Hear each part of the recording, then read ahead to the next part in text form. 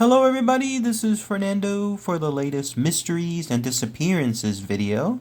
Well, I thought I would mix this one in while I'm continuing with your aliens and UFOs video. Sometimes I just do these sporadically when I'm not focusing on them as a specific playlist, just to again showcase some of the random mysterious disappearances that happen throughout the world, or in this case within the United States. This one has to do with a very tragic case of a missing child. It's one that went disappearing there in the early 1930s, and to this day remains the oldest unsolved case within Chicago. So if you're there in Chicago, you might actually have more information about this very, very famous case, because at one point it was heavily covered and featured by local and national media. Very hard to say though if there's ever going to be any update associated with this case, considering how old it is, but it has to do with this. You're looking at a picture of her now. It has to do with the disappearance of Mary Agnes Moroney.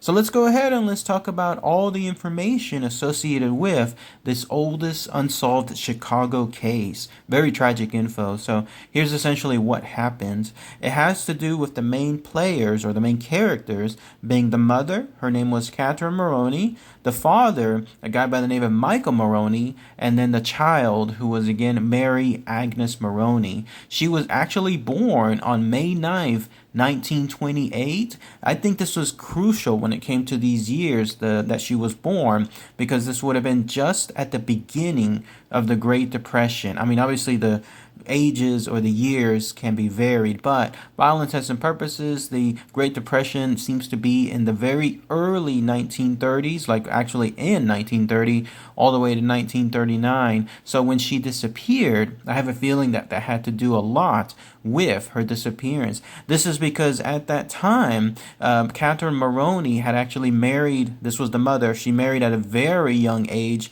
13 years of age, and then 4 years later, her and Michael already had two daughters. That was Mary Agnes, who we're talking about here, and then another young girl named Anastasia, who was 11 months old at the time of the disappearance. So again, 1930, this would have just been during the time period of the Great Depression. They were living there in Chicago, in an Illinois home, and at that time, Michael was working, but he was only making $15 per week, apparently doing a job handing out or passing out handbills. So it wasn't necessarily a kind of job that was getting them a lot of money, and he seemed to be the only one that was working at that time. These are the guys, the ones that you always see handing out flyers, let's say, within a street corner or some other busy corner, and that essentially was their job. They were very, very poor because of this. And so what happened next was a way to try to fix things, but unfortunately it led to this tragic circumstance. There was a relative of Catherine's who reached out to a needy family service, and within it she wrote something as far as a letter or some other type of document telling about the plight associated with her relative Catherine, and then this was in turn printed and then handed out. I imagine that this was probably posted, let's say, on some type of bulletin board, or maybe even handed out, let's say, in people's mailboxes and so on. Either way, though, there was no address listed for the family. It was more about, the impression I got was a way to collect money unilaterally, let's say, at a specific location, maybe a church, maybe a community service, something like that, and then it could be handed down to the Moroneys. Either way, though, again, no address, but they did live at a place called 5200 Wentworth Avenue. Somewhere, though, and this is where things get mysterious, somewhere, though, some person, and we'll talk about her more here in a minute, found out about the Moroney's address, and there was this person that on a fateful day ended up going to that house, and then that's where this tragic circumstance occurred. It may not even be tragic afterward. I'll explain that more here in a minute, because if you take someone at their word, this could have been actually a much better situation for Mary Agnes Moroney, but take that with a grain of salt too. So here's what happened. On May 14th, 19 18:30. While Catherine, the mother, was at home, she was scrubbing the floor. Her two children were there as well. All of a sudden, there was a knock at the door. And then when she went to open the door, that's when she was greeted by someone who was described as being about 22 years of age.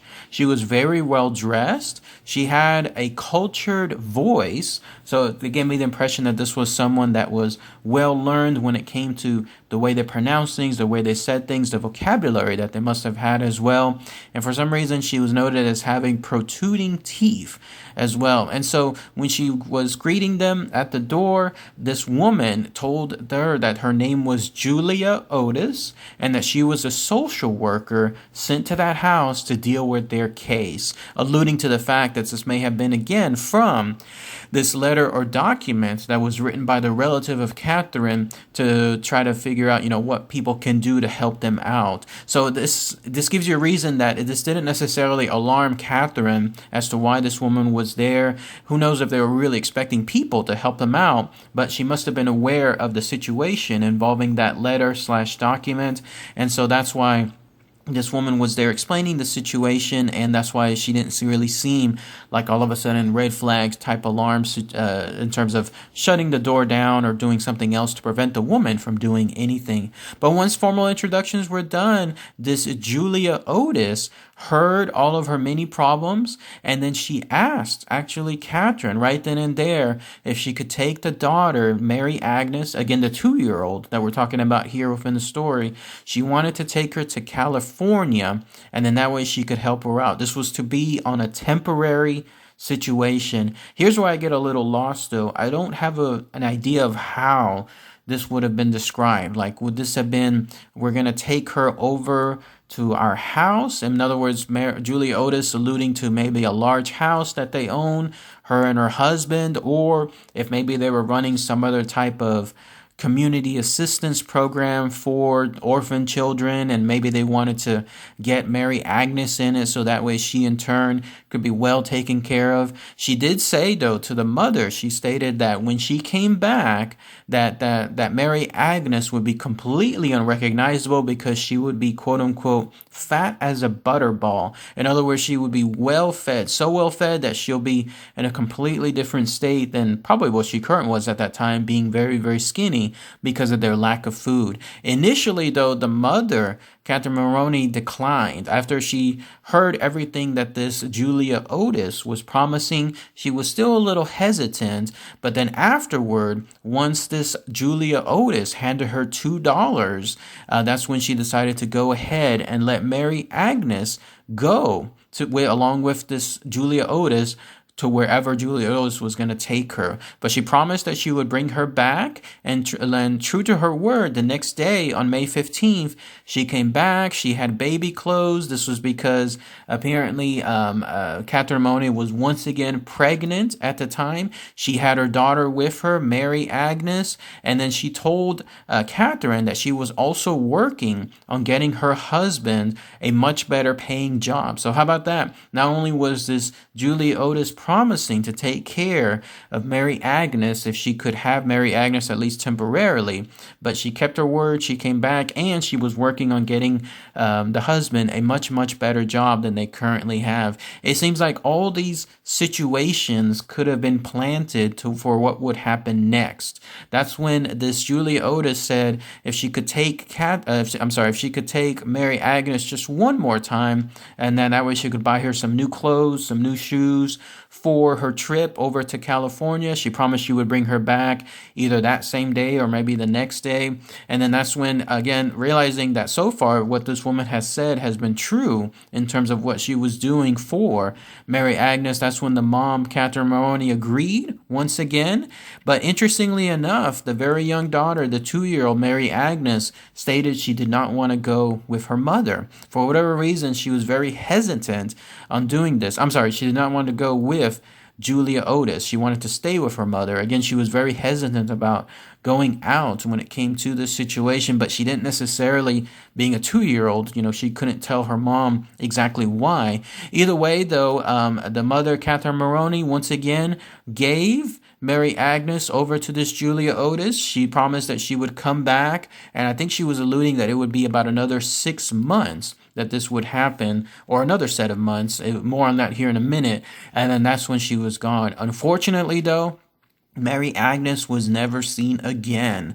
This woman, this Julia Otis, most likely again a pseudonym or a fake name of some sort, took this young child from the mother, Catherine Moroney, and then she was never ever seen again. Afterward, they did receive a letter, and this was again addressed from Julia Otis. She stated, and this is what it says exactly: "Please don't be alarmed. I have taken your little girl to California with me.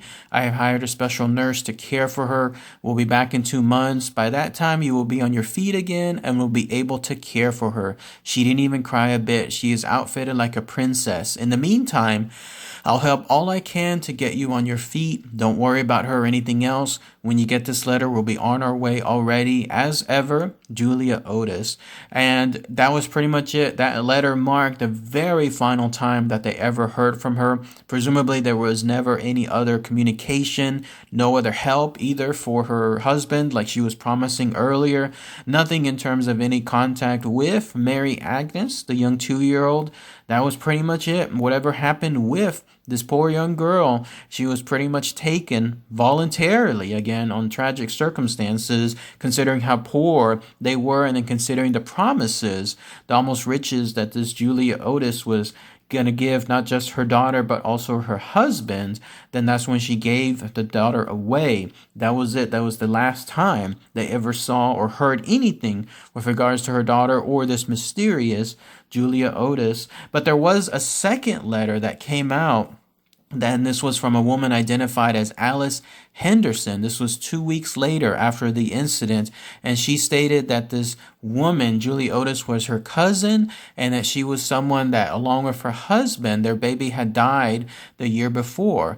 So because of this, she was love hungry, was what was described within the letter, and this may have been why this Julia Otis did what she did. She wanted someone in her life because her own husband and her own baby was lost. She saw this particular case again being from that relative of Catherine's, describing their plight, and maybe she saw it as a way to try to solve her issues when it came to her young daughter's plight, as far as their poor family conditions, always being hungry, always needing things.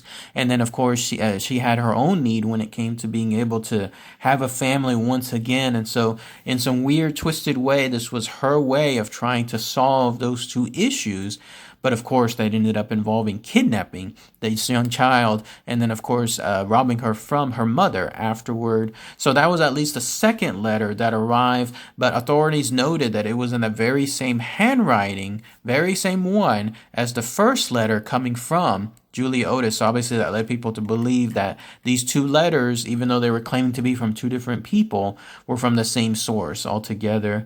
But yeah, at least that's the information associated with the oldest unsolved case in the Chicago area, the Chicago Missing Persons Bureau. Here you have this tragic circumstance involving this poor family, and then you have this woman who tried to do something. I mentioned earlier that there may be a chance that this could have been, in a weird, twisted, morbid way, better for Mary Agnes, only if, and I say that strongly, only if it was considered that, let's say, this Julia Otis really did live up to her word. What if she did, in turn, have a very good household, good income, good food, everything that a young child would need, good education, and so on? Who knows? Maybe Mary Agnes did indeed end up having a much better life than she would have, let's say, in her current situation. That's a big if, and that's only, again, if there's also the consideration of this Julia Otis being so humble and being so angelic when it comes to this situation. You have to take all that into consideration. I don't really want to think about the other circumstances where there could have been more danger or harm done to this poor Mary Agnes afterward. But again, at least that's another angle associated with it. As far as the only other thing to mention, there were some potential sightings of this poor young girl. In July 1931, a Native American woman by the name of Martha Thompson, she was actually found pushing a cart with a blonde-haired, blue-eyed 3-year-old girl that matched the descriptions of Mary Agnes as they were going over to the circus, apparently to join the circus and become part of the circus, I guess, as employees there. And so they tried to find out exactly what happened. Authorities did. And this was a child that was also abandoned by another mother. But as it turns out, the Moroneys, in this case, the mother and the father, Catherine and Michael, they were able to see this young girl, but they did not identify her as being Mary Agnes. And then there was the case of Mary McClelland, who was 24-year-old at the time back in 1952. She came forward stating that she believed she was Mary Agnes, that she was the one because she was also abandoned around that same time period. She was also adopted around that same area by someone else.